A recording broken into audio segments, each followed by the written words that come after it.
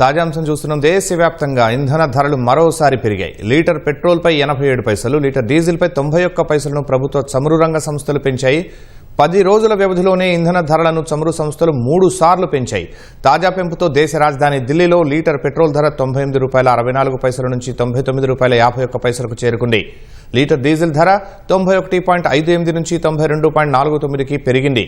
కేవలం వారం వ్యవధిలోనే పెట్రోల్ డీజిల్ ధరలు లీటర్కు దాదాపు ₹5 వరకు పెరిగాయి. పశ్చిమాసియా ఉద్రిక్తతలతో చమురు సరఫరాకు ఆటంకం ఏర్పడి అంతర్జాతీయ మార్కెట్లో ఇంధన ధరలు ఆకాశాన్నంటాయి. ఫలితంగా దేశంలో పెట్రోల్ డీజిల్ ధరలను చమురు సంస్థలు క్రమంగా పెంచుతున్నాయి.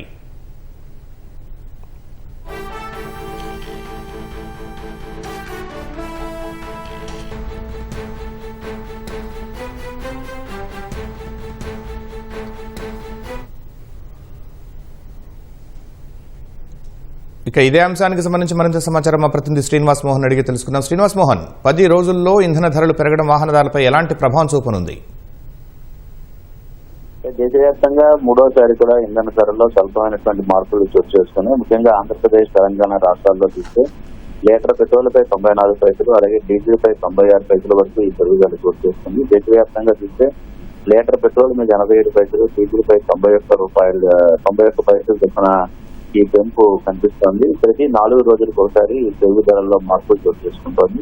ముఖ్యంగా విశాఖపట్నంలో లీటర్ పెట్రోల్ ₹113.53 ఉంటే డీజిల్ ₹101.27 ఉంది. అలాగే విజయవాడలో చూస్తే ₹114.30 లీటర్ పెట్రోల్ ధర ఉంటే డీజిల్ ధర ₹102.05 చొప్పున ఉంది. తిరుపతిలో ₹115.15 వరకు పెట్రోల్ ధర ఉంటే డీజిల్ ₹102.78 వరకు ఉంది. గుంటూరులో విజయవాడతో పోలిస్తే 20 పైసలు రవాణా ఛార్జీలకు అదనంగా ₹114.73 పెట్రోల్ మీద ఉంటే డీజిల్ ₹102.43 ఉంది. హైదరాబాద్ లో ₹112.74 లీటర్ పెట్రోల్ ధర చేరితే డీజిల్ ధర ₹100.88 వరకు కూడా అక్కడ పెట్రోల్ ధర ఉంది. స్థానికంగా ఉన్నటువంటి పన్నులు ఇతర అంశాలను పరిగణలో తీసుకుని ఈ ధరల్లో స్వల్పమైనటువంటి మార్పులు చేర్పులు చోటు చేసుకుంటున్నాయి. ముఖ్యంగా చూస్తే ఇరాన్ ఇజ్రాయెల్ ఈ యుద్ధాన్ని నేపథ్యంలో అంతర్జాతీయ మార్కెట్ లో క్రూడ్ ఆయిల్ ధరల్లో భారీగా వచ్చినటువంటి మార్పులను దృష్టిలో పెట్టుకుని చమురు కంపెనీలు తమకున్న నష్టాలను తగ్గించుకునేందుకు క్రమంగా ఈ పెట్రోల్ డీజిల్ ధరల్లో మార్పులు చేస్తున్నారు. దీని ద్వారా ఇప్పటికే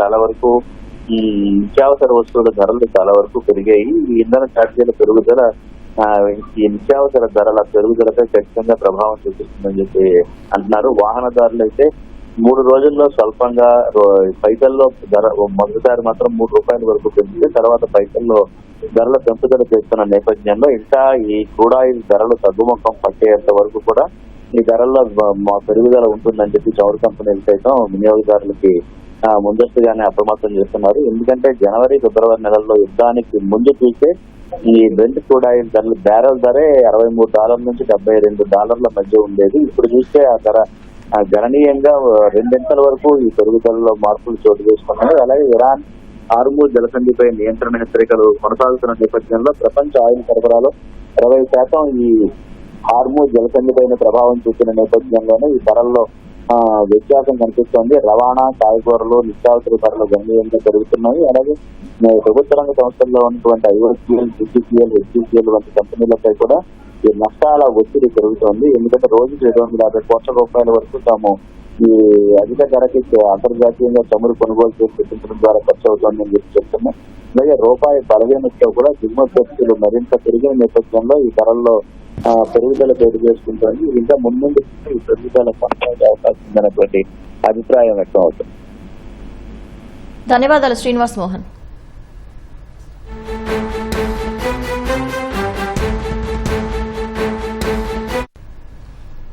ఇక ఇంధన ధరల పెంపు అంశంపై మనతో మాట్లాడటానికి రావి గోపాలకృష్ణ, ఏపీఎఫ్పీటీ స్టేట్ ప్రెసిడెంట్ మనకు ఫోన్ లైన్ లో అందుబాటులో ఉన్నారు. సార్ నమస్తే. సార్, దేశవ్యాప్తంగా చమురు ధరల్లో ఎలాంటి మార్పులు చేశారు? మీరు 15వ తేదీ నుంచి ఇప్పటి వరకు దాదాపు ₹5.18 పెట్రోల్ మీద, ₹5.05 డీజిల్ మీద ఆంధ్రప్రదేశ్ లో పెరగటం జరిగిందండి. ముఖ్యంగా ఈ పెరుగుదల వారు ఏ విధమైన క్యాలిక్యులేషన్స్ తీసుకుని చేస్తున్నారో మాకైతే తెలియట్లేదు. కానీ ప్రతి 3-4 రోజుల తర్వాత ధర మార్పులు జరుగుతున్నాయి. పూర్వం ఎలా ఉండేదంటే ప్రతిరోజు ధర మార్పిడి జరిగేది ఇంతకు ముందు. అలాగే అంతకు ముందు ప్రతి 15 రోజులకు ఒకసారి ధర మార్పులు జరుగుతూ ఉండేది.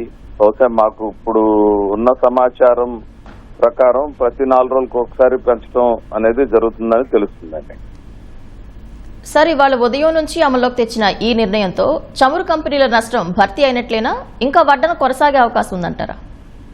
లేదండి, ఇంకా ఇది మాత్రం వారు పెంచిన దానికి వారికి వస్తున్న నష్టాలకి ఇప్పుడు పెరిగిన దానికి ఎటువంటి సంబంధం లేదు. ఇంకా దాదాపు 10 నుంచి 15 రూపాయల దాకా పెంచే అవకాశం ఉంటుందని మేము అనుకుంటున్నాము. ఏది ఏమైనా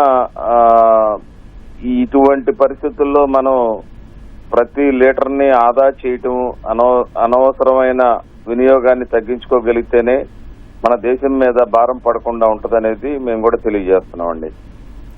సార్, యుద్ధం నేపథ్యంలో ఈ చమురు ఇంధన ధరలు అనేవి పెరుగుతున్నాయి. ఒకవేళ యుద్ధం గనక ముగిస్తే ఈ ధరలు మళ్ళీ తిరిగి దిగొచ్చే అవకాశం ఉందంటారా?